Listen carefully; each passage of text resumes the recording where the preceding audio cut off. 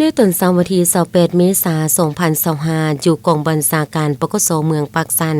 แขวงบุรีคำไซได้สรุปเวียกงานป้องกันบุญปีใหม่ลาวและประกาศเลื่อนศาลให้นายตำรวจโดยการเป็นประธานพันโทฮักเทวาห้องหัวหน้ากองบัญชาการปกสเมืองปากสันมีคณะพักคณะกองบัญชาการนายตำรวจที่ได้รับการเลื่อนศาลเข้าร่วมอย่างพร้อมเพรียงที่ประชุมทานพันโทพนมไพศรีหาวงศ์ได้ขึ้นผ่านการเคลื่อนไหวเวียกงานป้องกันบุญปีใหม่ลาวเห็นว่าชาวเมืองปากสันแม้นมีความเบิกบานม่วนซื่นลินบุญปีใหม่ลาวด้วยความเป็นระเบียบเรียบร้อยบ่ผิดต่อระเบียบกฎหมายบ้านเมืองและบ่มีเหตุการณ์ใดที่สร้างความเสียหายให้แก่สังคมกองบัญชาการปกสเมืองปากสันแม้นได้จัดกำลังป้องกันประจำการ24ชั่วโมงซึ่งแบ่งออกเป็น3จุดใหญ่มีพนักงานทั้งหมด134สหายหญิง27สหายเพื่อเกี่ยมพร้อมสู่หบแก้ไขกรณีสุกเสริญและจะตั้งปฏิบัติเวียกงานป้องกันบุญปีใหม่ลาวพศ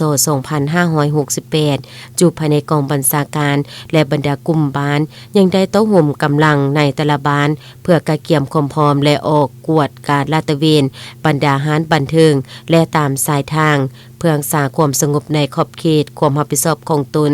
ทั้งกลางเว้นและกลางคืน28ครั้งตอนสวยหน่วยละ2ครั้งและตอนกลางคืนหน่วยละ2ครั้ง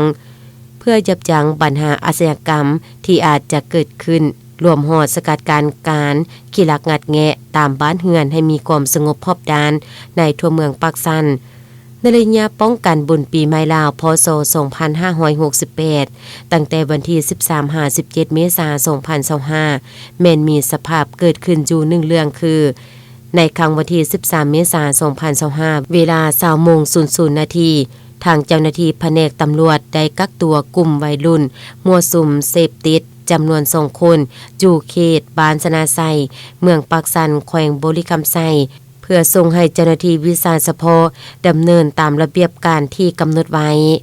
หลังจากนั้นทานพันตรีพนมพรหมเจริญห้องแผนกการเมืองปกสเมืองปากสันได้ขึ้นผ่านข้อตกลงเลขที่1410ข้อตกลงว่าด้วยการเลื่อนศาลให้นายตำรวจในนั้นเลื่อนศาลร้อยเอกขึ้นพันตรี2สหายหญิง1สหายร้อยโทขึ้นร้อยเอก1สหายร้อยตรีขึ้นร้อยโท2สหายตอนท้ายท่านประธานยังได้มีคำเห็นอบรมต่อกองประชุมเติมอีก